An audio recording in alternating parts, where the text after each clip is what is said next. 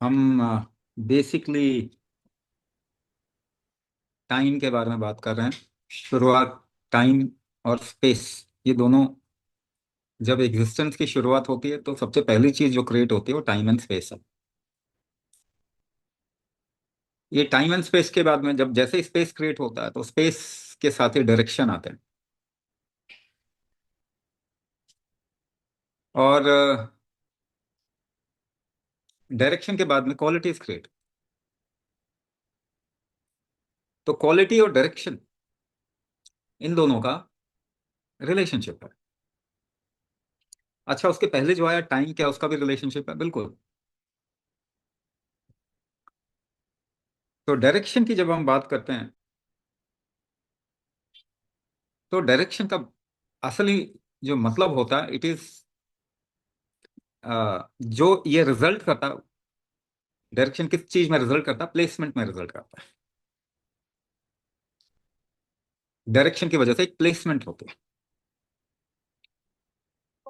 अच्छा, आपने एक एग्जांपल देता हूं, इसको समझने की कोशिश कीजिए। If you enter a room, एक रूम में अगर आप एंटर करते हैं तो आप एक जगह को ज्यादा पसंद करेंगे। तो आप एक जगह जाके बैठने की कोशिश करेंगे। और if you enter a house, घर में घुसेंगे तो आपको शायद कोई रूम ज्यादा पसंद आएगा दूसरे रूम के कंपैरिजन। या if you enter a hall, चाहे वो एक सिनेमा हॉल के अंदर एंटर करें चाहे एक प्लेन में एंटर करें, आप कंफर्टेबल कहाँ होंगे? एक पर्टिकुलर स्थान पे कंफर्टेबल होंगे। और आप बार बार उसी स्थान को चूज करने की कोशिश करते हैं अननोइंगली। ऐसा क्यों?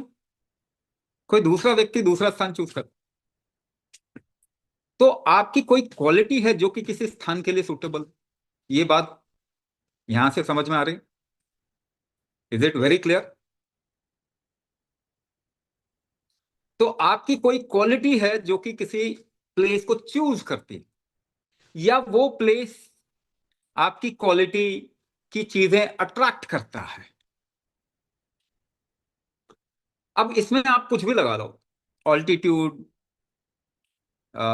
डिस्टेंस फ्रॉम सी, ऐसा ऐसा करके द टाइप ऑफ सॉइल भी लगा, तो अलग अलग जगह पे अलग अलग क्वालिटी के उपज, पैदावार होती है। अलग अलग तरीके के इंसान होते हैं। पहाड़ों में जाओगे, वो देख के ही बोलोगे अरे ये तो पहाड़ी है। साउथ इंडिया में जाते हो तो कहते हैं ये तो साउथ इंडियन है। यानी स्थान और क्वालिटी दोनों का एक बड़ा सटीक सा कोरिलेशन आता है, जो कि नेचुरली हो रहा है। तो अगर आपके माइंड को किसी ने इन्फ्लुएंस नहीं किया, मान लीजिए आप इस तरीके से बड़े हुए जहां आपने किताबों से नहीं सीखा है, या कोई बैठ के आपको सिखा नहीं रहा है, आपने जी के सीखा है, यू लिव्ड एंड लर्न, तो आप बहुत सेंसिटिव होंगे चीजों के प्रति। You would know what to choose, what not to choose, very very clear. क्योंकि the that knowledge has come from your experience, not from some education. Book से नहीं आया, वो आपके एक्सपीरियंस से आया है। उसमें आप बिल्कुल ही कॉन्फिडेंट होता है। ना if your mind is not disturbed, और इसको अगर दूषित ना किया जाए तो ही होगा ऐसा। Then you will also figure out और anticipate which direction is calling you. अब इसमें एग्जांपल लिख देता हूं। This was the anticipation in Ramayana. What? Whose anticipation? Shri Ram's anticipation. He said, उन्होंने कहा जब सबको अलग अलग जगह भेज रहे थे, जाओ देखो ढूंढो सीता को, तो ही सेड साउथ में किसी सबसे काबिल इंसान को भेजना है। ही टोल्ड जामवंत, जामवंत को और सुग्रीव को बोलते साउथ में सबसे एबल, सबसे समझदार और सबसे काबिल इंसान को भेजना है। तो उन्होंने बोला ऐसा क्यों है? क्योंकि मुझे सीता की प्रेजेंस साउथ में दिखती है।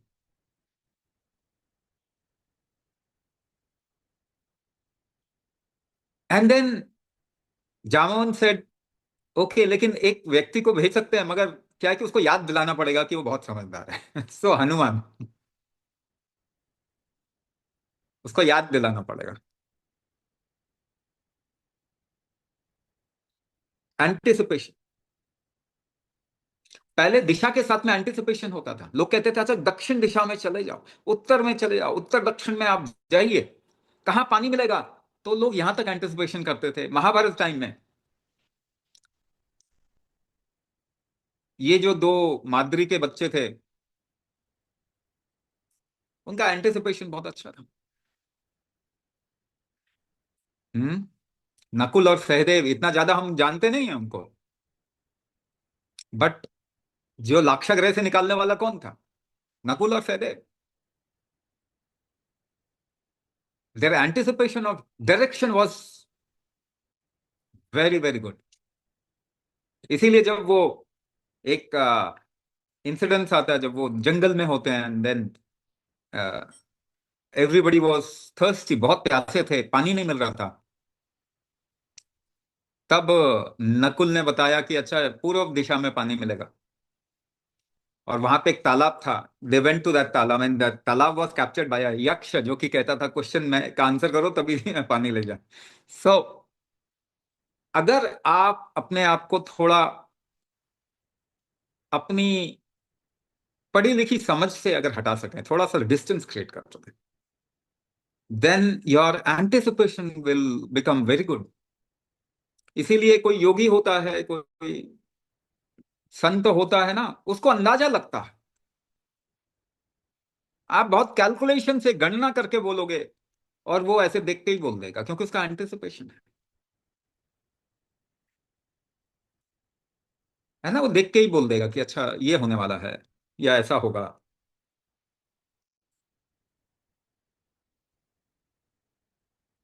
बहुत ऐसे लोग हैं जो कि they don't have to read something from somewhere. वो किसी जगह बैठे हैं तो वो कहेंगे कि अच्छा यहां बैठ के अगर हम साधना करें तो अच्छा रहेगा। But then it was made into a science, तो वास्तु पैदा हो जाता है। तो वास्तु पैदा होता है। प्रॉब्लम लॉजिक के साथ में है कि आप किसी चीज को कितना भी कॉम्प्लेक्स बना सकते हो, which may not have that kind of a weightage, but then डर के मारे आप कुछ भी बेच सकते हैं ना। डरा के तो कुछ भी बेचा जाता। सो आज के टाइम पे एस्ट्रोलॉजी बहुत लोग करने लग गए, और बहुत लोग बहुत अच्छा करने लग गए, बहुत लोग उसी को यूज करने लग गए कि कैसे अट्रैक्ट करें डरा के। Nothing bad in that. आप डर रहे हैं तो आपकी गलती है ना।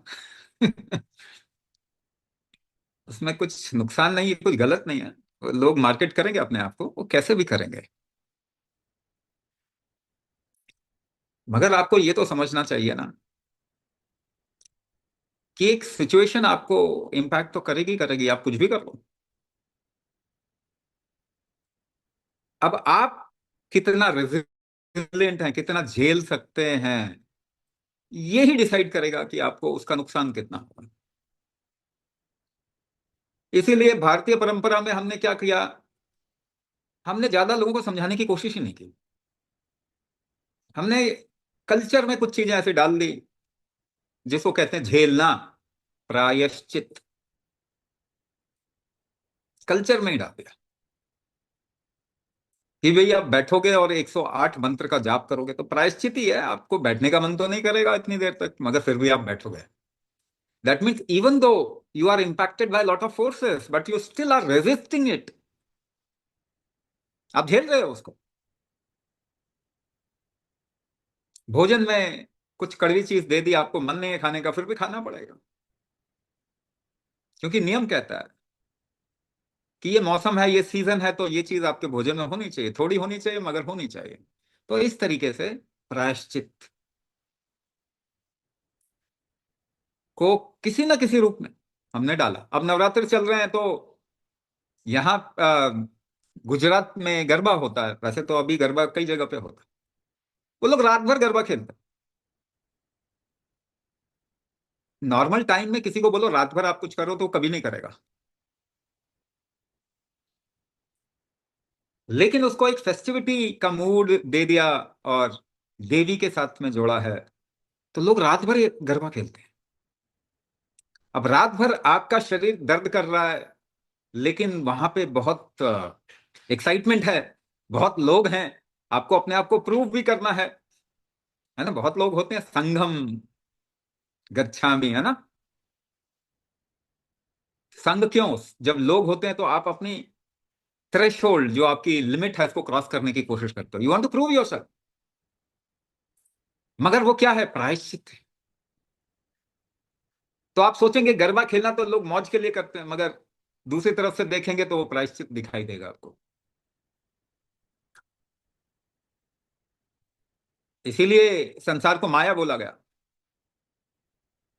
क्योंकि आप एक तरफ से देखोगे तो आपका लॉजिक एक तरीके से आपको समझाने की कोशिश करेगा, दूसरी तरफ से देखोगे तो वो लॉजिक बिल्कुल ही काम नहीं करेगा, एक दूसरा लॉजिक काम करेगा।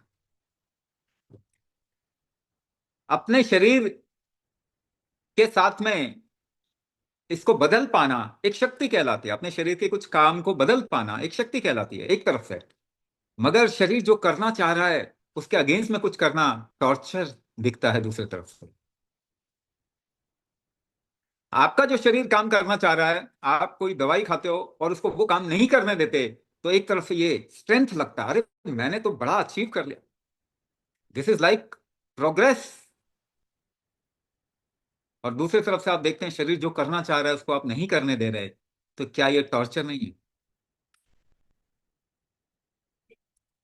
यही लॉजिक का कमाल है। एक तरफ से कोई चीज बहुत ही एडवांस साइंस दिखती है, दूसरी तरफ से वही चीज क्रिमिनल एक्ट दिखने लग जाएगा।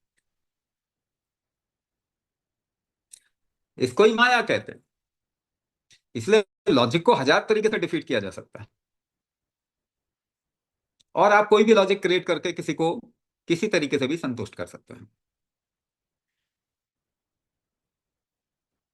और ये हर जगह अप्लाई होता है। तो वास्तु वाले लोग भी यही काम करते हैं, मेडिसिन वाले लोग भी यही काम करते हैं, एस्ट्रोलॉजर भी यही काम करते हैं, सब ये काम कर ही रहे हैं। हर एक बंदा अपने लॉजिक से समझा रहा है, आपको लगता है हाँ इसका लॉजिक तो बहुत सही है। फिर आप उसके फेरे में पड़ जाते हो। फेरे में पड़ना क्या, जब इंसान कुछ करना चाहता है तो वो सब कुछ ट्राई करना चाहता है, नथिंग रॉन्ग इन दैट। करना भी चाहिए। आपके पास जो कुछ अवेलेबल लगता है आपको कि इससे कुछ शायद 0.001% भी बदलाव मिलेगा, तो करना चाहिए। मगर आपको ये भी सोचना चाहिए और ये भी समझना चाहिए कि कोई फोर्स आपके ऊपर लग रहा है, पोजिशनिंग, इसको प्लानिटरी पोजिशनिंग ही कहेंगे, but then positioning of anything and everything around you create certain quality ecosystem, एक क्वालिटी का मैप क्रिएट करते हैं। और आप चाहें तो उसको आप भी सेंस कर सकते हैं, चाहे तो फिर आप अगर सेंस नहीं कर सकते तो रिटन ज्ञान जो है वास्तु शास्त्र का फिर उपयोग कर सकते हैं। मगर शास्त्र को डिकोड करना थोड़ा सा गूढ़ है, उसको डिकोड करना थोड़ा मुश्किल होता है। इसीलिए 100 में से आपको 2 एस्ट्रोलॉजर ऐसे मिलेंगे जो सच में आपको कुछ अच्छा रियलिस्टिक बता पाएंगे। 50 ऐसे मिलेंगे जिनका नॉलेज थोड़ा गहरा है, मगर उनकी एबिलिटी टू मिस भी है सर्टेन थिंग्स। और ज्यादातर 50% तो ऐसे ही मिलेंगे आपको जो कि एक किताब से पढ़ के दूसरी जगह अपना ज्ञान झाड़ रहे हैं। ज्यादातर लोग यही करते हैं। मगर अच्छी बात यह है कि बहुत लोग एस्ट्रोलॉजी इस वक्त में पढ़ रहे हैं, पढ़ते पढ़ते उनको कुछ ना कुछ तो डेप्थ अचीव होगा ही होगा। सो ये भी एक अच्छी चीज है, बहुत एस्ट्रोलॉजी चल रही है और इसके ऊपर काम भी चल रहा है, लोग अलग अलग तरीके से सोचने की कोशिश कर रहे हैं। तो हालांकि अभी ये लॉजिक का जिम्नास्टिक चल रहा है, मगर वो भी अच्छा है। How do we know who is genuine? I can tell you that. मैं कैसे जानूंगा या बताऊंगा आपको कि कौन जेन्युइन है कौन जेन्युइन नहीं है? ये कैसे पता चलेगा? ये तो हमें पता नहीं चलेगा। हाँ, मैं आपको एक बात बता सकता हूँ। वो ये कि when you are looking for astrology, आपको कई लोगों को सुनना चाहिए। लेकिन सब लोगों को सुनने के बाद भी अगर आपको लगता है कि I have reach to somebody और a group of people who are good, बहुत अच्छे हैं, उसके बाद भी आपको ये समझना चाहिए, झेलना तो आपको पड़ेगा ही। वह एस्ट्रोलॉजर आपके बदले आपका कर्म दोष निवारण नहीं करेगा। और आपकी झेलने की शक्ति बढ़ाना ये आपका सबसे पहला कर्तव्य होता है। तो पोजीशनिंग का इम्पैक्ट तो होगा ही होगा ना, प्लानिटरी इम्पैक्ट तो होगा ही होगा। आप कैसे अवॉइड करोगे? समुद्र के किनारे जा रहे हैं तो ह्यूमिडिटी बढ़ेगी, आप बोलो कि नहीं बढ़ती जी, मैं तो नहीं मानता, उससे क्या फर्क पड़ता? ह्यूमिडिटी तो बढ़ेगी बढ़ेगी, आप मानो चाहे नहीं मानो। लेकिन उस ह्यूमिडिटी में आपकी झेलने की क्षमता ये है ना कि आप कष्ट में होंगे या फिर आराम से झेल लेंगे, कम कष्ट में होंगे। इतना ही ऑप्शन है ना हमारे पास में। एक गड्ढे में गिरना है कि कुएं में गिरना है ना? गड्ढे में गिरोगे चोट कम लगेगी, उठ जाओगे वापस चल पड़ोगे। चॉइस अगर ऐसा है तो सबसे बड़ी चीज क्या हो जाती है कि अपनी झेलने की क्षमता बढ़ाना, वही प्रायश्चित कहलाता। You are not eating one day of a week, एक दिन हफ्ते में नहीं खा रहे, क्या कर रहे हैं आप? प्रायश्चित कर रहे हैं। आपको भूख लग रही है मगर फिर भी नहीं खा रहे, क्या कर रहे हैं आप? प्रायश्चित कर रहे हैं। यानी अपना टॉलरेंस बढ़ा रहे हैं, अपनी झेलने की क्षमता बढ़ा रहे हैं। या पीछे का की वजह से जो अगर कष्ट आए आपके जीवन में, इम्पैक्ट आए, तो भी आप भूखे रहने का मौका है तो भूखे रह सकें, तैयारी कर रहे हो ना, प्रायश्चित कर। मगर क्या अब दुनिया में हुआ क्या आज से 200-300 साल पहले? आप मान के चलिए आपकी सेंसिटिविटी बहुत कम है, तो आप किस पे भरोसा करेंगे? आपकी अगर लाइफ की के लिए सेंसिटिविटी कम है और आपको कोई फॉर्मूला दे दे इससे निकाल लो, 70% तो सही होगा, तो आप किस पे भरोसा करोगे? फॉर्मूले पे भरोसा करोगे ना? हाँ, फॉर्मूले पे भरोसा करो। अगर आपको इमीडिएटली किसी चीज का रिलीफ मिलता है, लेकिन वो चीज 50 साल में पूरी ह्यूमैनिटी को नुकसान भी करेगा, तो आप पहले तो अपने बारे में सोचोगे यार मुझे तो मिल जाए रिलीफ। क्यों? क्योंकि मेरी झेलने की क्षमता कम है। क्योंकि किसी कल्चर में अगर आप प्रायश्चित नहीं डालेंगे तो वो कल्चर हमेशा शॉर्टकट पे की चीजें निकालने की कोशिश करे,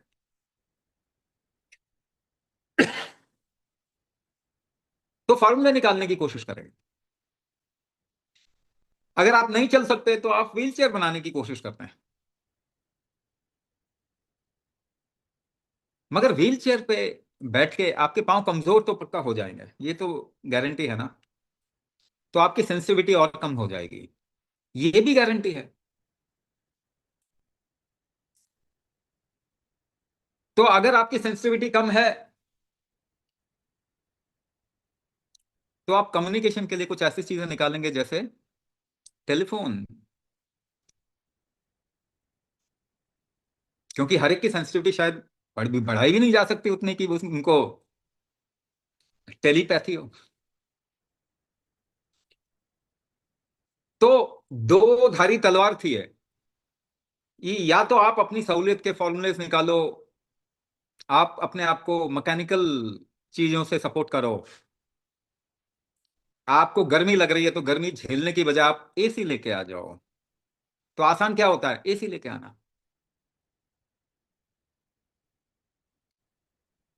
एसी बनाना आसान होता है, लेकिन अपना टॉलरेंस बढ़ाना बड़ा मुश्किल काम होता है। It takes many years. पूरा एक कल्चर बिल्ड करना पड़ेगा जहां पे आपकी टॉलरेंस बढ़े, और वो भी फिर अगले 2-3 जनरेशन में आएगी। तो एक तरफ से तो साइंस हमारे को बहुत अच्छा दिखता है। और दूसरी तरफ से हर एक इंसान बीमार है, और होगा ही वो, आप रोक ही नहीं पाएंगे। हर एक इंसान को क्रॉनिक डिजीज होना ही होना है, नेक्स्ट 15 to 20 ईयर, ज्यादा दूर की बात नहीं है। Cancer will become epidemic. तो एक तरफ से तो हमें लगता है कि हमने तो अपनी लाइफ को एम्पावर कर दिया, क्योंकि हम जो चाहते हैं वो कर पा रहे हैं। दूसरी तरफ से लगता है हमने अपने आप को ही कमजोर कर दिया, अब जी नहीं पा रहे। मुश्किल हो रहा है, नॉर्मल सांस लेना मुश्किल हो रहा है, डाइजेस्ट करना मुश्किल हो रहा है, हार्ट अपना काम कर ले बड़ा मुश्किल हो रहा है। पर कमाल की बात है कि जब समझ आती है तब तक सिचुएशन काफी खराब हो चुकी होती है। लेकिन समझ क्या आती है, फिर आखिरकार आज यही समझ में आ रही है, हेल्थ इज वेल्थ।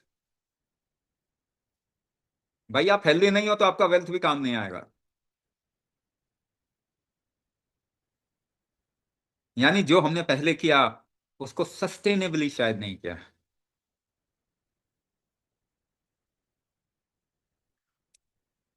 नई तरीके से आंखें खुलती हैं, इसीलिए लॉजिक पे अगर आप लाइफ को हम प्लेस करेंगे तो उसका वेटेज आपको देना पड़ेगा। इसका वेटेज कितना है, तो अगर आप वास्तु या एस्ट्रोलॉजी या फिर न्यूमरोलॉजी या पामिस्ट्री या इस तरीके के टैरो या इस तरीके की चीजों को अपनी लाइफ में लाना चाहते हैं, तो उसका वेटेज आप पहले डिसाइड करो। कहीं वो आपकी लाइफ को पूरी की पूरी तरीके से ओवर पावर ना कर जाए। तो एक पक्ष आपका जरूर होना चाहिए, और एक पक्ष उन सभी साइंस का, तरीके का, उपाय का। तो एक पक्ष आपका जरूर होना चाहिए। और जहां पे आप कुछ नहीं कर सकते वहां तो एक ही चीज काम आएगी ना, आपकी झेलने की क्षमता। आपके ग्रह नक्षत्र खराब है, कौन काम आएगा, आपके झेलने की क्षमता। जब आप कुछ भी नहीं जानते तो आपकी झेलने की क्षमता ही काम में आती है। और ये धीरे धीरे करते हुए, इसी को हम कहते हैं प्रायश्चित, क्योंकि हर दोष में कर्म का एक रोल होता है, जगह का एक रोल होता है, मतलब स्पेस का रोल होता है। मगर आपके एक्शंस का, जो टेंडेंसीज जो आपने बनाई हुई है, उसका एक रोल होता होगा ही। और तीसरा पक्ष क्या है, आपकी सहन शक्ति। तो एक और चीज हमें, जो नवरात्रों के टाइम पे, यही नवरात्र हैं जहां पे शक्ति की उपासना हम करते हैं। और राम रावण के युद्ध में कौन काम आया, शक्ति ही काम आई। क्योंकि रावण शक्ति के सपोर्ट में नहीं था, या शक्ति रावण के सपोर्ट में नहीं थी। तो स्टोरी कहती है कि जब रावण कैलाश जाता था तो शक्ति को प्रणाम नहीं करता था, पार्वती की तरफ नहीं देखता था। वो महादेव का भक्त था। एक बारी यही सोच के महादेव ने रावण को अर्धनारीश्वर के रूप में दर्शन दिया कि भाई दोनों साथ में ही काम करते हैं तो सृष्टि होती है। मैं कोई ज्यादा और शक्ति कोई कम नहीं है, शिव शक्ति का नियम है। मगर रावण ने दायां पांव ही छुआ, यानी बायां पांव जो शक्ति का पांव था उसको प्रणाम नहीं किया। कहने का मतलब ये कि आपको जीने के लिए हर चीज का सपोर्ट चाहिए। केवल आप लिवर के भक्त नहीं हो सकते, केवल हार्ट के भक्त नहीं हो सकते, केवल किडनी के भक्त नहीं हो सकते। जरूर आप एक को पकड़िए, लेकिन लिवर किडनी से जुड़ा हुआ है, किडनी हार्ट से जुड़ा हुआ है, हार्ट नर्व से जुड़ा हुआ है, और सब एक दूसरे से जुड़े हुए हैं। तो कंफ्यूजन में भी नहीं आना है। आपने अगर अपने शरीर का कोई भी एक लिम्ब भी चूज कर लिया, कोई इष्ट चूज कर लिया आपने, तो भी वो सभी के साथ में कनेक्टेड ही है। मगर हम सोचते हैं नहीं जी, जो सबसे पावरफुल है अब उसको सोचें, ये तो गुलामी की सोच है ना। भाई इस वक्त में कौन पावरफुल है उसी के पास जाएं हम गुलामी करने के लिए, ये बात तो। क्योंकि सब एक दूसरे के साथ में कहीं ना कहीं तो कनेक्टेड होंगे। तो इसीलिए हमारे देश में परंपरा है, हम किसी चीज का की अवहेलना नहीं करते। कोई देवी देवता हो तो हम हाथ जोड़ लेते हैं, पेड़ पौधे को भी हाथ जोड़ लेते हैं, इंसान को भी हाथ जोड़ लेते हैं। मगर इष्ट हमारे एक ही होते हैं। तो इससे फर्क नहीं पड़ता कि आपने कौन सा इष्ट चूज किया है। मगर ये समझने की जरूरत है कि सभी एक दूसरे से कनेक्टेड ही हैं। और रावण ने हमेशा एक पक्ष को चूज किया, और श्री राम को जब जब ये बात पता चलती है तो शक्ति का आह्वान करते हैं। महालय का मतलब क्या होता है? सबसे बड़ा रिदम। लय का मतलब क्या होता है? रिदम। ये रिदम कौन सा है? जो यूनिवर्स को, एक्चुअली यूनिवर्स का जो रिदम है, जो इंटेलिजेंस है, जो जो यूनिवर्स को बना के रख रहा है, वो शक्ति महालय कहलाती है। महा सबसे बड़ी, लय रिदम महालय कहलाती है। तो महालय अमावस्या क्यों कहते हैं? उस अमावस्या को श्री राम ने उस दुर्गम, जिसको हराया नहीं जा सकता, उसी दुर्गम के नाम पे दुर्गा पड़ा, उस दुर्गा का आह्वान किया, और वो पृथ्वी पे आती है। पृथ्वी पे काम नहीं है दुर्गा का, क्योंकि महालय है वो, सबसे बड़ा रिदम है। लेकिन अगर आप किसी के साथ जुड़ जाते हैं, उसको बुलाते हैं, तो आएगा ना। आपका बच्चा, आपके माता पिता जिसके साथ आप जुड़ते हैं, आप बोले उनको कि नहीं नहीं अभी तो आना पड़ेगा, मेरे को कष्ट है या मुझे जरूरत है, तो आएंगे। तो इष्ट कौन होते हैं? इष्ट धारण करने की परंपरा है हमारे देश में। वही जिसके साथ में आप कनेक्ट कर सकते हैं, वो शक्ति जिसके साथ में कनेक्ट कर सकते हैं, कि आप उसका आह्वान करें और उसको आना पड़ेगा। तो राम जब शक्ति का आह्वान करते हैं तो महालय से वो आप नीचे आना शुरू करती है। शैलपुत्री ब्रह्मचारिणी, जिस तरीके से मानव पैदा होता है उसी तरीके से, क्योंकि यही नियम है, यही फॉर्मूला है। एक छोटी बच्ची के रूप में, एक बच्चे के रूप में, जिसका कि अभी प्यूबर्टी नहीं आई है, ब्रह्मचारिणी। कूष्मांडा, प्यूबर्टी आ गई। चंद्रघंटा, प्यूबर्टी के बाद रिबेलियस हो जाते हैं ना बच्चे, टीन एज में, सब बताते हैं मैं भी हूं, ईगो बन जाता है। चंद्रघंटा, देन कूष्मांडा, कार्तिकेय की माँ, डिलीवर करती है वो। ऐसे करते करते सिद्धिदात्री 10वें दिन बनती है, और 10वें दिन राम और रावण का युद्ध होता है।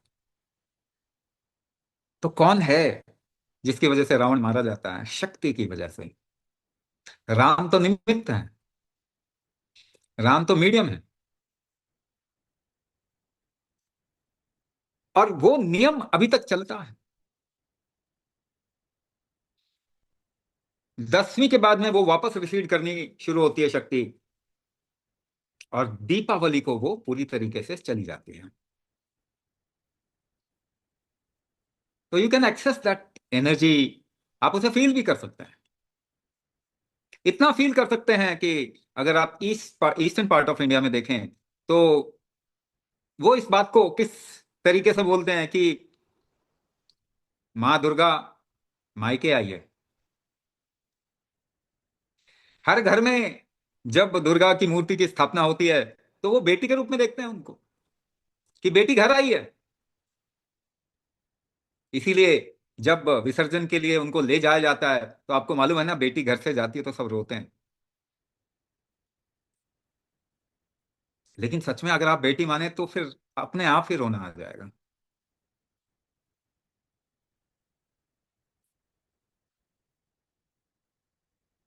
कुछ जगह पे ये आ, कुछ चीजों के साथ में डिपिक्ट किया जाता है, इस समय वो ऊर्जा बहुत ज्यादा है। जौ उगाया जाता है, और जौ की ग्रोथ बहुत तेज होती है इस समय नवरात्रों में। बाकी टाइम के मुकाबले अगर आप देखेंगे ना, तो जौ की ग्रोथ बहुत तेज होती है, यानी कि कोई एनर्जी है जो उसको एक ग्रोथ दे रही। उसको आत्मसात करने के लिए क्या करना, उसको एक्सेस करने के लिए आप करें, तो सबसे पहले कहते हैं ना, आपको कुछ भी समझना है, जानना है जीवन के बारे में, तो श्रद्धा चाहिए, ओपनिंग चाहिए, ओपननेस चाहिए उसके लिए। तो इसीलिए ओपनिंग उसके लिए, यानी यहां तक कि आप शरणागति कर जाएं, आप जीरो हो जाएं, आप बोले कि नहीं, I don't know anything. Only if you don't know anything, the possibility of knowing happens. तो ऐसे ही अगर आप किसी को अनुभव भी करना चाहते हैं, तो अपने को निमित्त बनाना पड़ता है।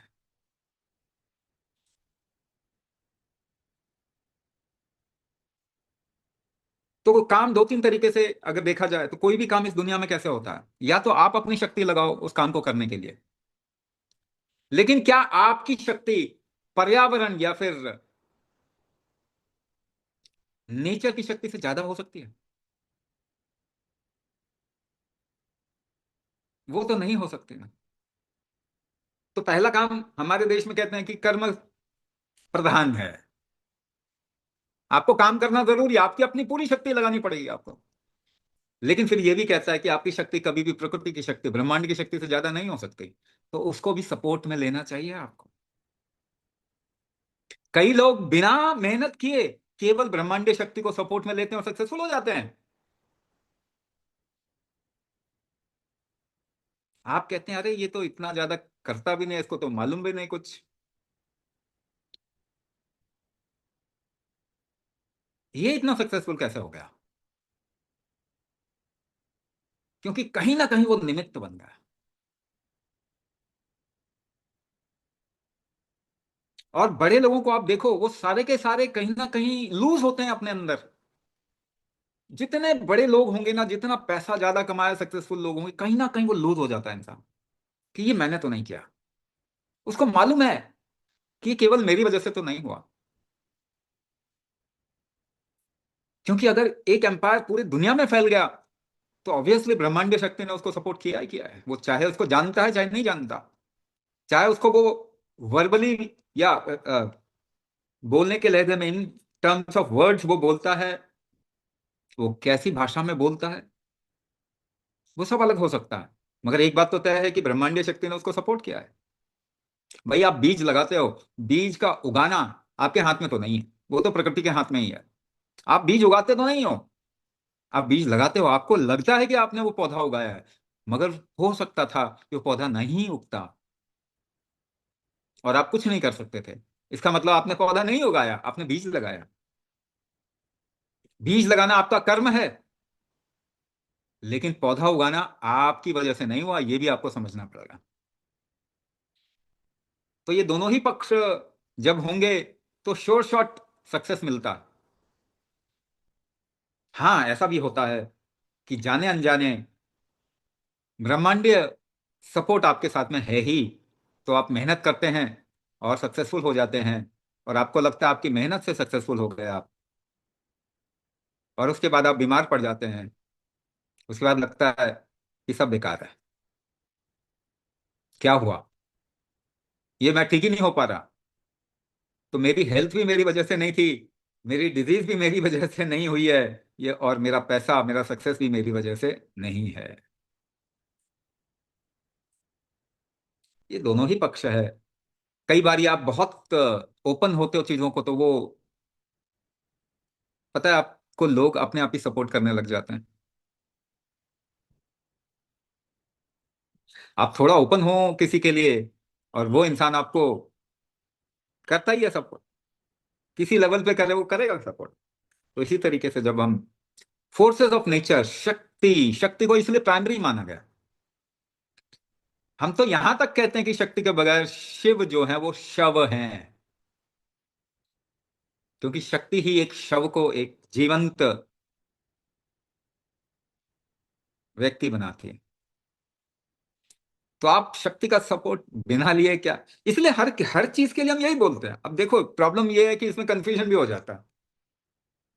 अब एक शिव भक्त, सडनली किसी ने बोला कि भाई राधा रानी है जिसके भक्त बनने तुम्हें, वो राधा रानी का भक्त बन गया, और बेचारा दोनों किडनी फेल होने के बाद भी आज देखो कितना फेमस हो गया बंदा। कहने का मतलब, वो शिव भक्त राधा रानी का भक्त कैसे बन गया? क्या वो गलत हो गया? नहीं, कहीं उसको लगा होगा ना किसी समय पे कि मेरे लिए तो यही है, ये इसके साथ में मैं ज्यादा क्लोज फील कर पाता हूँ। आपको मालूम होगा मैं किसके बारे में बात कर रहा हूँ।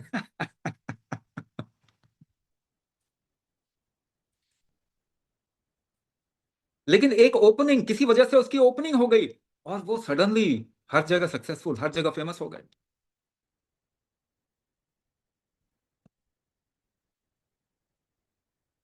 और दूसरा एक इंसान जिसकी आंखें नहीं है, जिसने काम तो बहुत अच्छा किया है, मगर उसके अंदर देखो कितना ईगो है। राम मंदिर में जिस बंदे ने गवाही दी, जिसकी गवाही को माना गया ज्ञान के रूप में, तो बहुत ज्ञानी है वो, मगर उसके अंदर दूसरा पक्ष जो है वो थोड़ा सा कहीं कमजोर हो गया।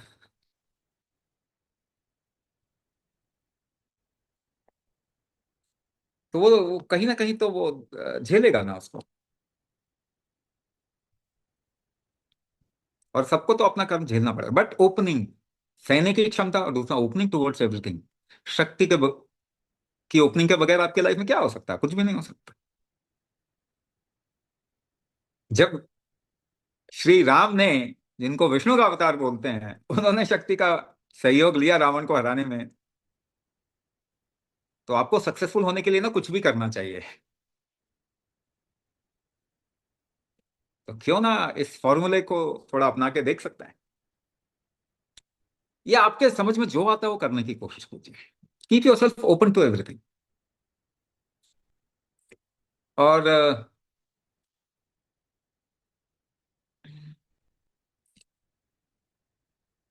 हम बात कर रहे थे कि जब हमारे पास में सेंसिटिविटी कम हो, सेंस कम हो, तो हम साइंस का सहारा ले सकते हैं, एस्ट्रोलॉजी के साइंस का सहारा ले सकते हैं, वास्तु के साइंस का सहारा ले सकते हैं। तो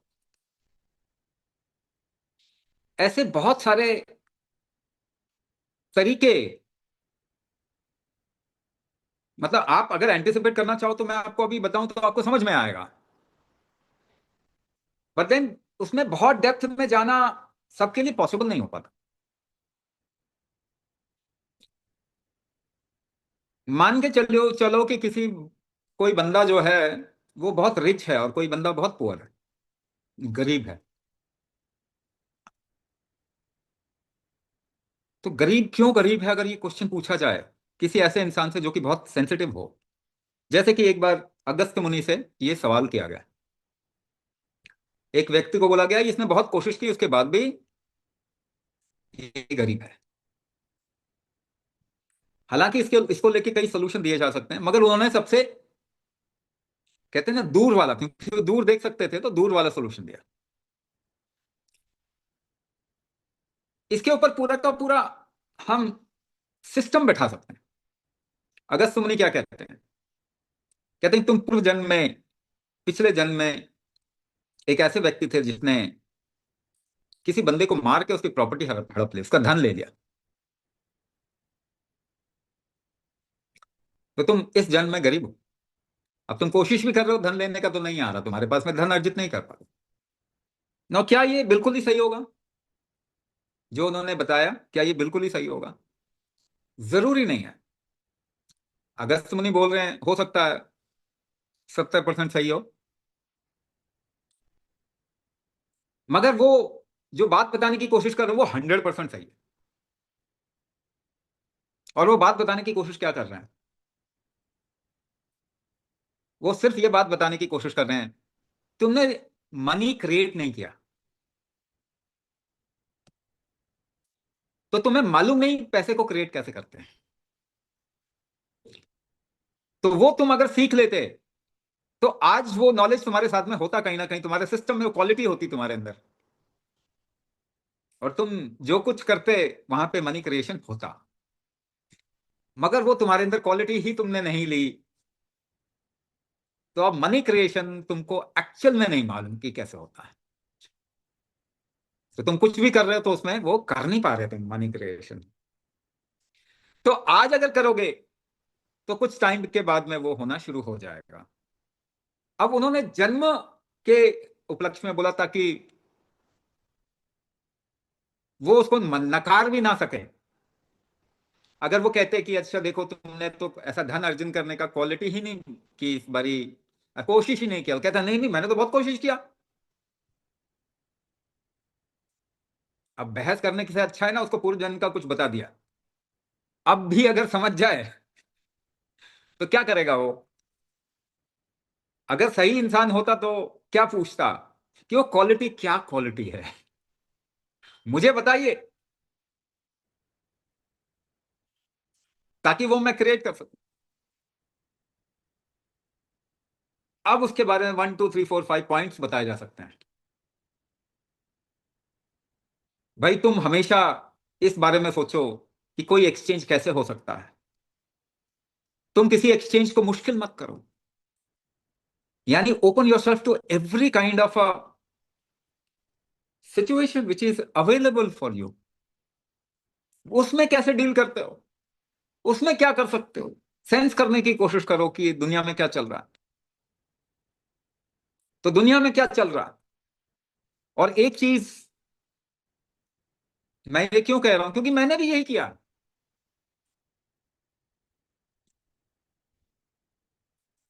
मैंने ये सेंस किया कि आगे आने वाले टाइम में या आगे आने आज से अगर आप 10 साल आगे की भी बात करें, हालांकि ये टाइम तो आ ही चुका है।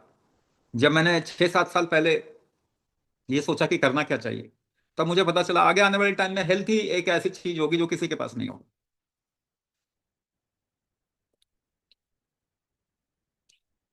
सुभाषिनी पहले बोलना था ना। You should have told this before, earlier.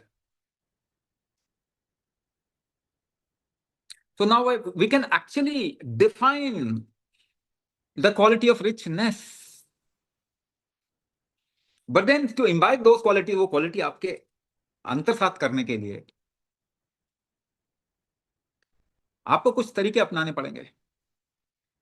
क्या वो तरीके अभी अवेलेबल है? Are those methods through which you can imbibe a quality, are those methods available at this point of time?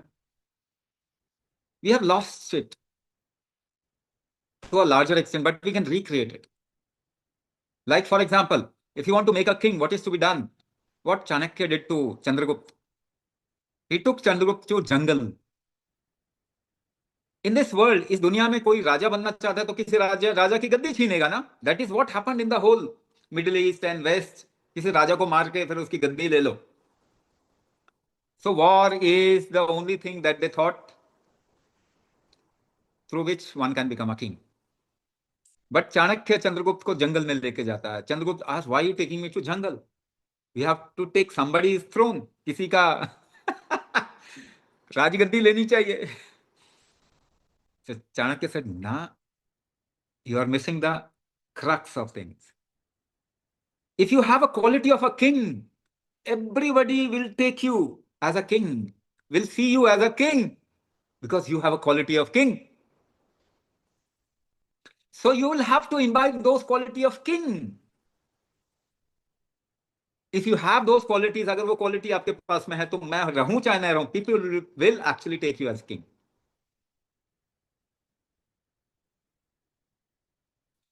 इसको अभिषेक करना भी कहते हैं। एक और तरीका है इसको करने का, अभिषेक। It is called as abhishek, to imbibe the quality. That is why in earlier days, even king would do something called as Rajyabhishek for his kids so that they become ready for the kingdom or kinghood. अभी अभिषेक एक कर्म कांड बन गया है ना। आप अभिषेक करते ना, रुद्राभिषेक, है ना, या फिर मंदिर में अभिषेक किया जाता है। What is that abhishek? Abhishek is to imbibe certain qualities in that vigraha और पर्सन। एक्चुअली विवाह जो होता है ना, वो उसमें अभिषेक, आप जो उपटन लगाते हैं, नहाते हैं, वो एक्चुअली में आपका अभिषेक चलना चाहिए, जिसे आपके अंदर एक गृहस्थ की क्वालिटी बनती है।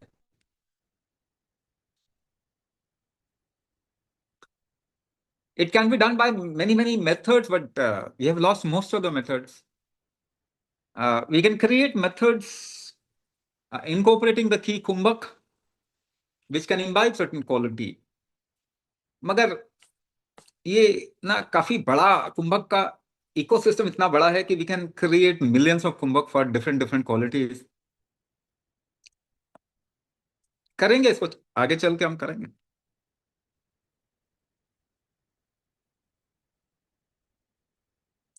But you should take support of every science, चाहे वो एस्ट्रोलॉजी हो, चाहे वो रत्न पहनना है तो पहन, but then you also create tolerance within you and openness within you. अपने अंदर ये दो चीज जरूर रखें। वही अगस्त्य मुनि को जब कोई पूछते हैं कि ये स्थान मेरे लिए कितना सटीक होगा, सही होगा, because somebody, Ram, Shri Ram asked people कि मुझे जंगल जाना है तो कहां पे जाके रहूं। और अगस्त्य मुनि ने बताया था कि गो टू पंचवटी, पंचवटी। तब उनसे पूछा कि हाउ डिड यू से इट, मतलब आपने कैसे बताया। तो उन्होंने बताया कि, फिर उन्होंने कुछ एस्पेक्ट, कुछ कैलकुलेशन दिया, कुछ ना कैलकुलेशन दिया कि ये कैलकुलेशन से आपके लिए वो जगह ज्यादा फेवरेबल रहेगा। क्या वो कैलकुलेशन हम कर सकते हैं? हाँ, बिल्कुल आराम से कर सकते हैं। बट देन आपको ये समझना पड़ेगा कि जैसे मैंने बताया, it has a certain weightage. इसीलिए एस्ट्रोलॉजी में या न्यूमेरिकल साइंस में सबसे पहली चीज आप क्या कहते हैं कि ये जो चीज होगी ये 60 से 70% आप पे काम करेगा। ऐसा बोलना चाहिए एस्ट्रोलॉजर को। ये 40 to 50% आप पे काम करेगा। मगर आपकी दवाइयां कितनी काम करती हैं? 20-30% दवाई में भी आप दवाई लेते हो ना। आईवीएफ कितना काम करता है? 2% काम करता है, फिर भी जाते हैं ना लोग आईवीएफ करवाने के लिए। तो it is not wrong to say कि भाई ये ना 25% काम करेगा। Do you want it? मैं तो कहूंगा 25% भी काम करेगा तो क्यों ना करें। Take support of everything. तो उन्होंने फिर एक तरीका बताया था इस तरीके, और उसमें ग्रहों को लेके भी है और नाम को लेके भी है, और कैलकुलेशन भी कर सकते हैं। तो स्थान कितना कंड्यूसिव आपके लिए सही होगा ये पता लगाया जा सकता है। आगे हम लॉन्च करेंगे एक ऐसा प्रोडक्ट जिसमें आप पता लगा सकते हैं कि आप जहां रहते हैं वो आपके लिए कितना लकी है, या आपके लिए सबसे लकी क्या होगा, ये हम पता लगा के आपको बता सकते हैं। इसमें 2-3 चीजों का इस्तेमाल करेंगे, आपके नाम और जगह के नाम का, और साथ में आपकी कुंडली का भी इस्तेमाल कर सकते हैं कि आपके ग्रह नक्षत्र इस वक्त में किस तरीके के हैं। तो आपके लिए कंड्यूसिव कौन सी जगह रहेगी, कौन सा स्थान रहेगा, कौन सी दिशा रहेगी, या फिर कह लीजिए दिशा शुभ, या फिर इस तरीके की चीजें नॉर्मल एस्ट्रोलॉजी में भी आमतौर पे करते हैं। मगर स्थान के बारे में, कि अगर आप कौन से एरिया में, कि जिस जिस भी जगह रहते हैं वो जगह, या उसके आसपास में कौन सी जगह आपको ज्यादा सूटेबल होगी, या आपके लिए कितना लकी है आप जहाँ रहते हैं वो, ये हम बता पाएंगे, थोड़ा आइडिया दे पाएंगे। तो एक प्रोडक्ट हम करेंगे लॉन्च थोड़ी टाइम में। और कुछ स्पेसिफिक हो, कोई क्वेश्चन हो तो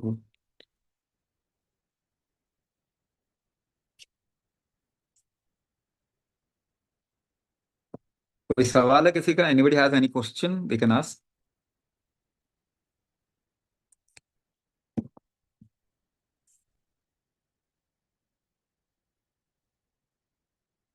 तो आज इतना ही रखते हैं। नेक्स्ट सेशन में फिर किसी और टॉपिक को लेके बात करेंगे। Will talk about something else. हाँ।